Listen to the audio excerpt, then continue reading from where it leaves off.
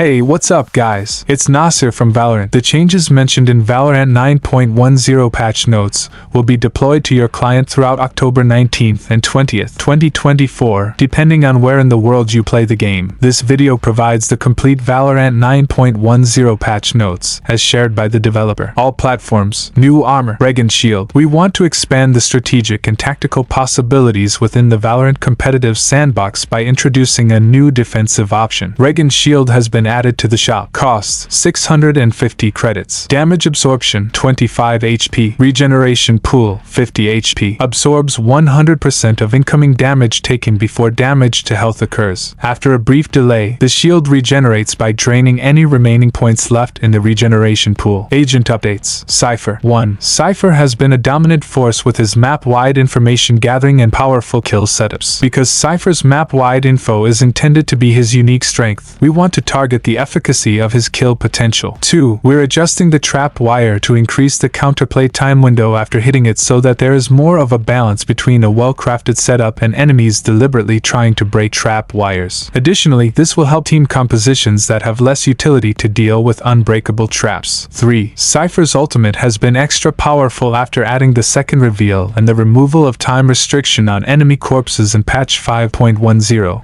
so we're bumping up the cost to put it more in line with other comparable ultimates. Trap wire 1 now has a 0.5 second windup before the full wallhack reveal applies and fades in. 2. The trap wire now has an updated mini-map icon treatment to display better what the trap wire is connected to. Neural theft. ULT cost 6 to 7. Sage 1. Sage has been feeling weak with a relatively low pick rate in high-level play. We want to continue to hone her ability to stall and slow down attackers when pushing into areas her team controls. 2. With the added dash speed reduction on slowing orb, well-timed, proactive casts of her slowing orb should feel rewarding and make slows a more meaningful debuff against duelists with dashes. 3. Healing orb. Self-heal 30 HP to 50 HP. Heal time matched to ally heal at around 5 seconds. 3. Slowing orb. Now, it will additionally reduce the dash speed of enemies caught inside the slowing zone by 50%, similar to the concuss changes in the gameplay systems updates later in the patch notes. 4. Resurrection. ULT cost 8 to 7. Deadlock 1. Deadlock's ultimate will now always kill the target when the timer expires, and they are not freed from the nanowire cocoon. Previously, captured targets only died if they reached the end location before the timer expired. 2. Deadlock's visuals for health on the annihilation cocoon and barrier mesh have been updated to make their health states more clear. Omen. Omen has been a mainstay controller in high-level play for a long time. He particularly shines in his ability to create ambiguity throughout a round with the low cooldowns on his smokes. However, Omen's ability to place one-way smokes inside level geometry provides significant defensive power with low counterplay. We'll be keeping an eye out here for how these changes affect the overall controller ecosystem. Dark cover 1. Dark cover will now always fall to level geometry where players can stand similar to other spherical smokes like Brimstone Sky Smoke, Cloves Ruse, etc. 2. This should prevent Omen from placing one-way smokes on small ornamental pieces of geometry, like the fuse boxes in the main of Split B, and only allow him to place smokes where players can stand. Clove Ruse 1. Ally versus enemy clarity around Ruse casts for both alive and dead casts of smokes has been improved. 2. Enemy smokes updated to appear more red than ally smokes. Not dead yet. 1. Time to get a kill 12s to 10s. 2. This change had been made accidentally in patch 8.11 when fixing another bug, but the ultimate has been performing well at this tuning. Phoenix. Following up on our updates to Duelist in 8.11, we're taking an opportunity to let Phoenix shine brighter as the bold and confident duelist he is. His updates encourage him to get back to the fight quickly, break into sights with his curve ball, and reward him for succeeding on entry. 1. Phoenix now applies a heal over time to himself whenever he touches his flames, which persists even if he leaves the fire. This allows him to dip into his flames and then continue to press the offense. Curve ball 1. Change to the signature ability slot. 2. Grants a free charge on round start. 3. 2 kill reset to generate an additional charge. Hot hands 1. Change to a non-signature ability. 2. Cost 200 credits. Blaze 1. We want to support Phoenix's hybrid, jack of all trades, utility value by allowing him to cast Blaze from safety for his teammates, similar to other vision blocking utility. 2. Initial projectile goes through walls, allowing Blaze to function similarly to Harbor's High Tide. Jet 1. Drift passive. 2. Balance impacting bug fix. Jet can no longer float while suppressed or detained. Map updates. Sunset. We updated global lighting for the entire map. Players should see an improvement in lighting quality and general visibility in previously darker portions of the map. Gameplay systems updates. The changes to the gameplay systems in this patch are to support Valorant's tactical gameplay better. The combat report is intended to share in-game information easily. We're always paying attention to how these systems are playing out, including ways that those systems can be used to create advantages that are counter to their intended use cases. Combat report. 1. While the combat report should be a tool to provide gameplay context for what your impact was within a round of Valorant, it has the occasional downside of leaking information to you that you otherwise would have had no way of knowing. 2. This happens most often with utility, such as Breach's Flashpoint or Sky's Guiding Light. You use your utility and get killed, but inadvertently also discover you blinded players you never saw or engaged with. 3. With these kinds of cases in mind, we're making a change to the combat report. 4. Your utility usage statistics now appear once the round has resolved rather than immediately upon death. 5. In its place, you will see an animated hourglass. Once the round ends, utility usage statistics will become available and persist through the pre-round of the next round. Concusses. 1. Well-placed concusses should be just as consequential for our movement-oriented duelists as other agents. 2. We also think this strengthens defensive teleports compared to dashes as more flexible repositioning options to compensate for their weakness in entry capabilities. 3. Concusses now slow enemy dashes by 50%. This affects Jett's Tailwind and Neon's Slide. Overheal UI visual update. 1. We've updated the way we show overheal shields in the bottom HUD to improve legibility. 2. This affects how we show bonus HP after using Reyna's Devour and Clove's Pick Me Up. Smoke visual update. 1. Visual cues have been added to the inside of the smoke to let you know when they are about to disappear and to support decision making better. These cues match up with the ones that exist outside of the smoke. 2. The following agents' smokes have been affected: Astra, Brimstone, Omen, Clove. Weapons updates. We're making some tuning adjustments to weapons. 1. As Valorant has grown and evolved, you all have learned how to take advantage of different methods of swinging and peeking. Because of the way bullet tagging in Valorant works, slowing down when shots land on you, shot players are often tagged and then slowed down into the walking state, and as a result, their weapons become quickly more accurate. 2. We want to maintain this intuitive relationship between player movement speed and accuracy, so we're opting to increase all moving state accuracy penalties, aka movement error, and encourage intentionality in movement when shooting. 3. The Sheriff and the Frenzy already have different movement error inaccuracies compared to the other pistols, which are valuable to maintain for the sake of their identities. 4. SMGs are unaffected, as their mobile accuracy is a core part of how the weapons are unique within the arsenal. 5. The Ghost having more bullets than the Frenzy didn't make intuitive sense, given their unique strength and weakness profiles among the pistols. Pistol inaccuracy changes. All pistols, except the Shorty, moving while crouching inaccuracy, 0.1 to 0.5. Classic. Right-click running inaccuracy, 1.3 to 1.5. Right-click burst jumping inaccuracy, 2.1 to 2.25. Walking inaccuracy, 0.84 to 1.1. Run inaccuracy, 2 to 2.3. Ghost. Walking inaccuracy, 0.84 to 1.1. Run inaccuracy, 2 to 2.3. Rifles. All rifles. Walk inaccuracy, 2 to 3. Run inaccuracy, 5 to 6. Machine guns. All machine guns. Walk inaccuracy, 2.4 to 3. Run inaccuracy, 6 to 6.5. Pistol bullet count changes. Frenzy. The bullet count increased from 13 to 15. Ghost. Bullet count reduced from 15 to 13. 6. There have been fewer Phantom purchases over time, with new maps being released and higher proficiency in shooting. The Phantom and Vandal's current differences are intended to keep their identities unique, while still being relatively competitive with each other. These changes are intended to make the Phantom feel better to use primarily and reduce frustrating instances of headshots doing less damage than expected at different distances. These breakpoints will remove some instances of 140 headshots